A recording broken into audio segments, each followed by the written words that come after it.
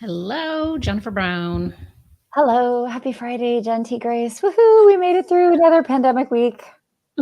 We did. And we definitely have a trend going of doing these on Fridays. I feel like it's been the last couple of weeks, but it does feel good because it's kind of like we survived and we're here. We've lived to tell the tale. Like 40 Zoom meetings later, we're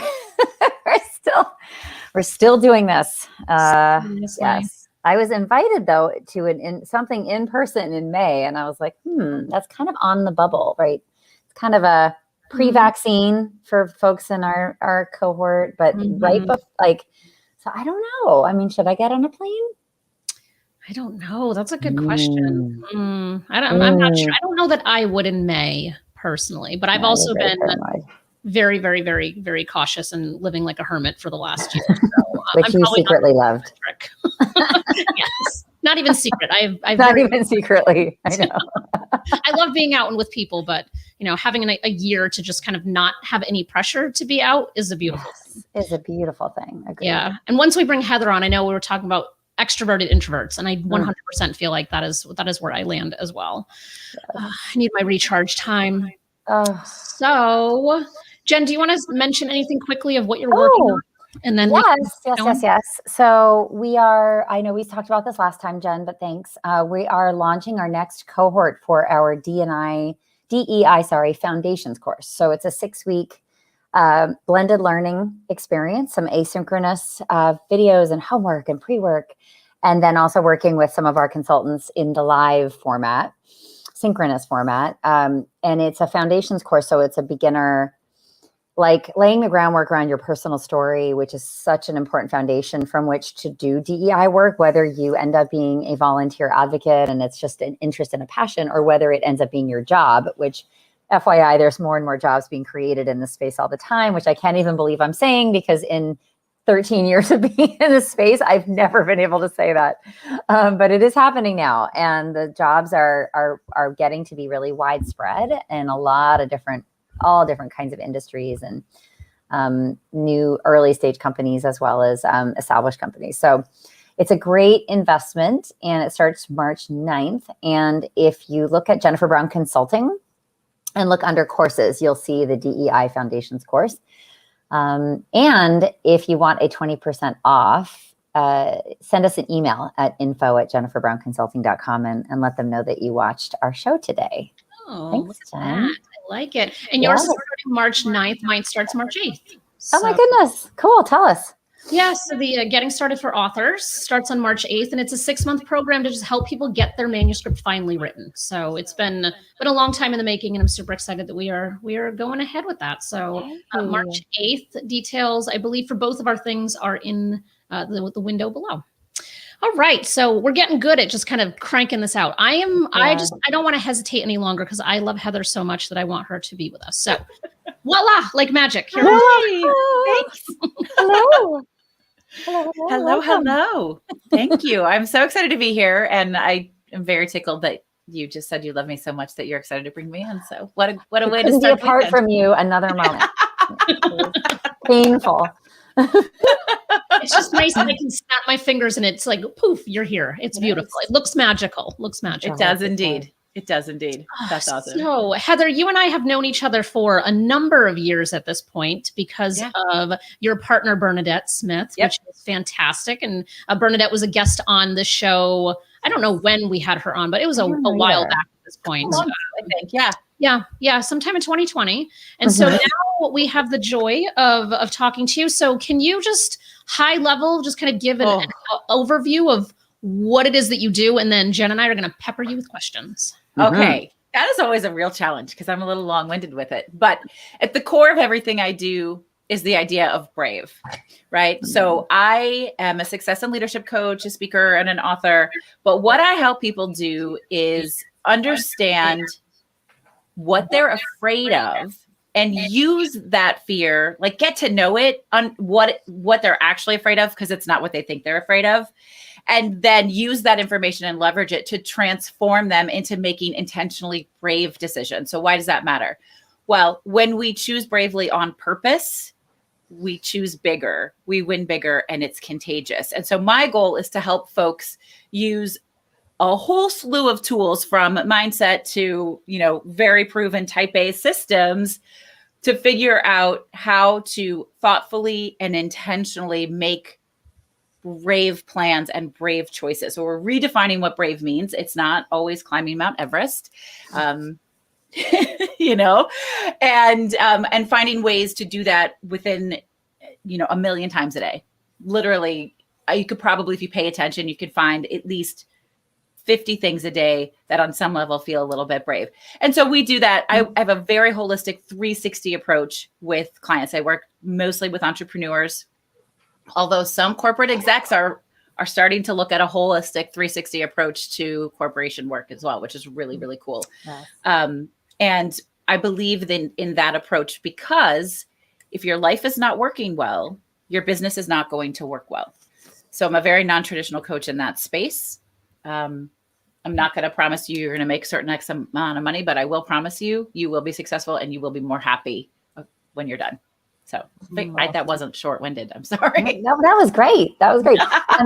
Heather, we often come to this work with this fire in the belly relating to sort of a personal transformation. And I know that you went through a very powerful one. So I'm so curious to share that with the audience and then also relate it to why Brave is so personal for you. Yeah. Thank you for asking. So I've been an entrepreneur my entire adult life. I very quickly realized that while I work well with people, I don't work well for people. Oh, I love that. I'm stealing that. Just truth. But I did do some work in the events industry. I worked for the American Cancer Society.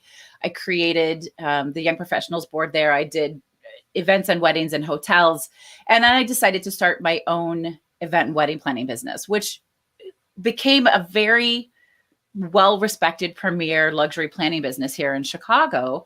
But it didn't light me up. It didn't get me excited. And right about the time where I was coming out, which I didn't do until I was 38, had 4 kids, been married for over a decade.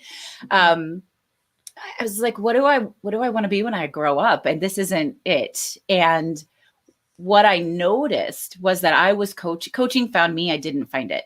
I was already coaching because I was getting phone calls, text messages, stopped at events multiple times a week. I want to try this thing. I want to do this new thing. I think you can help me. Will you talk to me? Will you sit with me? And it took me a minute to get comfortable with that because I'd had this notion that coaches were car salesmen, slimy and dirty and creepy. And I didn't like the word. And I can remember going through this conversation with Bernadette and she was like, but that's what you're doing. And I'm like, oh, but I don't like the way that feels, until I met the person I hired as a coach who wasn't like that. And I'm like, okay, well, it can be whatever we want it to be. So essentially I always say I literally burned everything to the ground except for my kids, because that's just not okay. And rebuilt it. And I just turned it. I did ease out of weddings. It took a couple of years. Brave is an acronym. Brave, let's see if I can do this not too fast because I say it really fast. Brave stands for boundaries, reassessment, reframing, resilience, action, accountability, vulnerability, and expand and empower. And I created that as my coaching platform, as my coaching method, because that's what I used to rebuild my life and to build a brand new business from scratch. Fortunately, I had some notion how to do it because I'd done it before. And so I practice what I preach, and I do it all the time. But I'm like, okay, where am I on the method right now? What do I need to do? And it's hard to coach yourself. So it's been my story. It's been my transition. And when I work with people on it, I know what they're experiencing. And there's something in there that's, sometimes the boundary you're setting is, I'm not going to work today. I'm going to lay on my couch and read all day. That's today's boundary. Like, it's okay to do that. And some days you push. So did that actually answer your question, Jennifer? Oh, Jen. Sorry, I was on mute. Yeah, that did. That was great. Good. I mean, we have to take our own medicine. And I guess I have a follow-up question, which is your book, Gratitude Journal, right? What's the connection with the practice of Brave? And I love how you said there are so many opportunities in every one of our days to, I when I teach this, I think similarly, I talk about being comfortable, being uncomfortable. And if we're not uncomfortable on a regular basis, we're not stretching ourselves hard enough and 100%. growing into, our future self. Like, it's going to be uncomfortable. Like, just like anything else that we're trying to build, it involves either sacrifice if we're eating more healthily, or pain if we're going to the gym and lifting heavier and heavier, right? But ultimately the tears in the muscle fiber repair stronger. And so that's how humans change. It's how we grow. And I love that. But tell us about the book, and what is the role of gratitude then in the Brave practice? Gratitude has been life-changing for me. So as I was, divorce is hard. I was married to a man. We don't get married to get divorced. Mm-hmm. That's not the plan. So even when it's the right thing to do, it doesn't mean it's the easy thing to do. Mm-hmm. And it was really challenging. And I was low. What really happened is I tried to not get divorced for a really long time. Because I had 4 kids and I didn't think that I should. And then one day I remember looking at the table, it was breakfast, and I'm looking at my 4 daughters and thinking, what would I tell them to do if they were in my situation? What would I want for them? And I was like, oh, it would not be this. This is not what I would want for them. I would want them to go out and live big and take risks and trust themselves and trust the people around them and be authentic and all of those buzzwords, right? And I realized at that moment that if I really, truly wanted that for them, I had to show them how. So that was the first step into Brave. But as I was exploring that, I discovered positive psychology, and I ended up getting certified in positive psychology. And it's very nuanced, but the biggest takeaway is that our brains can't hold negative and positive thoughts at the same time. It's not a possible thing to do. That doesn't mean we don't have negative thoughts, and it doesn't mean that we shouldn't honor them. It just means that they can have their place and we can move through it. And the number one way to do that is through gratitude.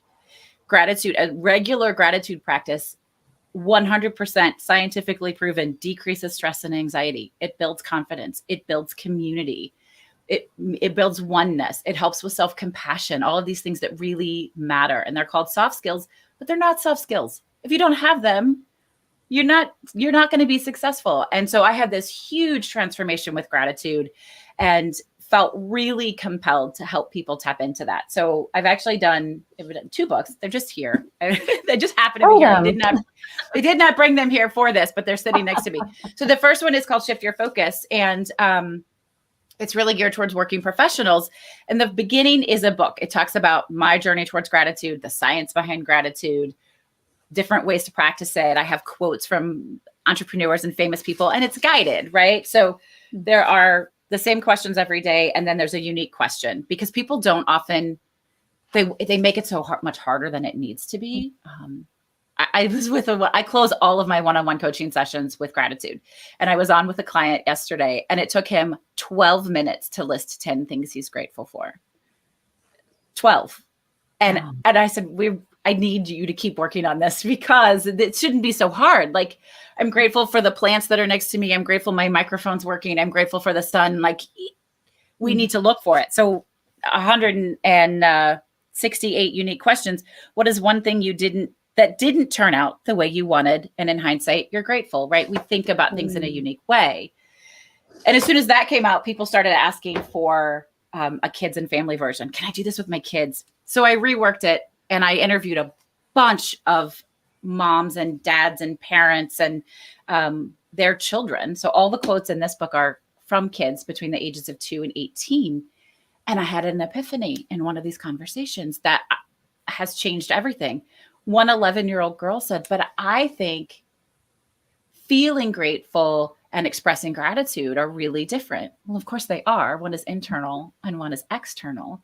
But I hadn't talked about that. I hadn't tapped into it. So I reworked it to say, how have you expressed gratitude today? Because that's how you build community, is by making it bigger than you, by being extrinsic with it, and by saying, I am so grateful, Jenn and Jenn, that you have allowed me to share this space with you and connect with your people. What a joyful, wonderful thing. And I appreciate the opportunity. That's the kind of stuff that changes lives. Yeah. So I love my journals, and I love my gratitude practice. Super cool. And what I love of what you just said is that you were willing to rework what you had already done. And I think a lot of times people go through the pain of birthing a book and then they're like, I never want to touch that thing again. But you know, having wisdom from an 11-year-old, that's so beautiful. Brilliant. To say, you know what, actually I did miss something, and having the humble is probably not the right word, but the willingness to go back and make it better for everybody else. I think that's so beautiful. Thank you. That falls into what I call the 3 R's in my Brave method, because reassessment, reframing, resilience. Come on, y'all. We can't always do things the way we've always done things. That doesn't help us grow. That's comfortable, right? That's not uncomfortable. That's easy. And I am always really, really willing to admit a mistake. I don't have a problem with a client going, I don't think you're right, or let's push you on that, or bring it on. If I've made a mistake or if I've learned something new, I think what makes my approach special is I'm not always right. We're trying to figure things out. I have things that work. If you try them, they'll work for you. But when I learn a new way to try something, I'm the first person to put it out there. And I gave this young lady, her name is Ryan, I gave her credit. I wrote a whole paragraph about having this conversation with her and how she opened my eyes, and how smart our damn kids are. Like how much we can learn from kids if we give them the opportunity. And that's so cool for her that she's named in a book. Yes. An 11-year-old, that's such a cool thing. That is really cool. Yeah. What are your observations about the younger generation? If we could just stay on that for a moment. They're going to save us. I hope so.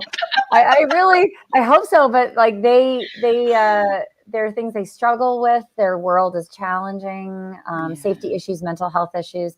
I think a lot about like how their Gen Z, the oldest of whom is 25 or so, is now entering and in the workplace and wanting very different things and expecting different things. In terms of bringing our full selves to work, right? Which is this corporate slogan that I think we don't really walk the talk about. In most cases, no. Yeah. So I just am curious, what is the wisdom of this generation? How do you observe them, and what do we need to really learn from them most of all? Yeah. First of all, I think that they're very community oriented in a way that millennials were not, and I'm a Gen Xer, are not. COVID, I think, has flipped the switch on the younger ones. So I have 4 daughters. My oldest 2 are in high school. I've watched the light go out on one of them. They're convinced that everybody in their Zoom meeting is staring directly at them and looking at that zit that's right there, and they're hiding. The anxiety levels are really high. But I think for the older ones, the ones that are out in the workforce, they're amazing and incredible. And they are civic minded and they are community minded. Also, they're really tired of all the bullshit, is what I think about the kids. Thank God. And they're inventive. They're creative. I interviewed, it hasn't come out yet. I interviewed a young man named Daruv Pai, who, as a sophomore in high school last year, right after the pandemic hit, started a nonprofit organization called Teens Helping Seniors, because he noticed that the seniors couldn't get out of the house to get their medicine, and that they were lonely, and they were doing this and that. It's now an international program that's completely run by teens. So amazing. It's amazing. And he just was like, well, I think we should do this, and just did it. Now, not every kid has that gumption. I get it. He's unique, and he wanted to really be humble about it. I was like, dude, you just need to own your badassness. You really do. But he inspires other teens everywhere. And now they do some younger kids with parents' help. And my 11-year-old is interested in opening a chapter here. And I was like, well, we can do that together if you want. Great. Right. So to answer your question, I think they're going to save us, because I think they see things from a fresh perspective. But of course, every generation does. I know. That's true. Yeah. Yeah. But I love their commitment to all of who they are has been, I think, named and in a way valued in a different way than our generation, where we were sort of all treated the same and sort of expected to conform in so many ways. Yes. And I just love, as an LGBT person, thinking back to what the 90s were like and conforming. Oh, for sure. There's so much binary language, so many, such, in a way, like intolerance even of a lot of these. It just erased. Yeah. And so I will it's so say different this, my kids, it is such a natural part of how they move through the day. My sister adopted a baby a year ago. Mhm. And I said to my then 10-year-old, she's now 11. She's the one. They're all amazing, but she's the one. You'll see. I said, Aunt Robin's having a boy. And literally without batting an eyelash, she goes, well, as far as we know, but we can just wait until they get older to let us know. And I'm like, I love it. Yes. Okay. We can do that. Right. It's just Love it. Love it. Love it. She's like, I said, I wish this woman would pull out of her parking space. And she goes, Mama, how do you know that's a woman? And I went, she looked like a woman. And she goes, so? How does she identify? You're right. I should not make assumptions unless I know for sure. Right. So this is just so awesome. It's just natural for them. And in fact, they were totally off track here. My oldest daughter said to me a couple of years ago, she came to me kind of shaky and terrified. And she said, Mama, I have a question. Do you think it's okay if I'm just straight? Oh my gosh. And I said, what do you mean? And she goes, well, I know everyone's supposed to be really open and really fluid, but I kind of just think I'm straight. And I said, yeah, that's okay. And also, if you find out later you're not, that's okay too. Adorable. So different than how we were. So different. So different. What I appreciate about kids is that they're so kind of matter of fact about some things. Like one day my son was like, is Monica a boy or a girl? And he just said it so matter of fact. I'm like, Monica's a girl. And he's like, all right. And just moved on. Like it wasn't like there's no emotion to it. It's just very fact based. Like you tell me who that person is and I'm just going to go with it. Whereas I think adults so often, especially if someone's transitioning, adults so often, like they still screw it up and they have troubles. Whereas kids just flip a switch and they move on and they're like, all right, that's all I need to know. Just need my answer. I agree, Heather. I think they are going to save us. I just think about like the things that my son knows at 12. And I'm like, I think I was probably 19 before I made that connection. Like how, because I also think that with the internet and YouTube and, like I'm technically a millennial, but on like the very beginning of it. So I really think I'm a Gen Xer, but, technically speaking, I'd be a millennial. And so growing up with the internet coming, like when I was in high school, and like kind of having all of that like evolution, it's like things kind of like broadened, a little bit. But like now, like my son watches YouTube channels that are in so many different countries. And so he knows bits and pieces of other languages and he can identify things. And I'm like, where do you get this information from? And so we're in such a global kind of way that I think even just the expansion of their vantage points in and of itself is going to be what can help save us all. Yeah, I agree. Because I didn't get email till I was a sophomore in college and it was DOS based. So, oh my goodness, yes. Those Mine was days. sophomore year of high school, so not too many years off. It feels vastly different. I'm not going to lie. Agreed. Yeah, that's right. And mine was the AOL dial-up that took 3 years to actually connect, and then you get knocked off. Yeah. Oh my gosh. Oh, good So stuff. old. it's too funny. Good stuff. Oh my goodness. I know we're already at our time. I can't believe it. This has gone so fast. I know. Too fast. Too fast. Yeah. Heather, I know you have a workshop coming up, which I have had the joy of being involved in the last time you did it. Can you just share before we go? So that way, if anyone's interested, because it's amazing and everyone should do it. Thank you. Awesome. Yes. So it's the Brave Method workshop. So I kind of spoke to what my Brave Method is. It's a 9-day workshop. It's totally free. From March 16th to the 24th, where I break down my Brave Method. It's a very hands-on and interactive. We have a whole workshop, our workbook that goes with it.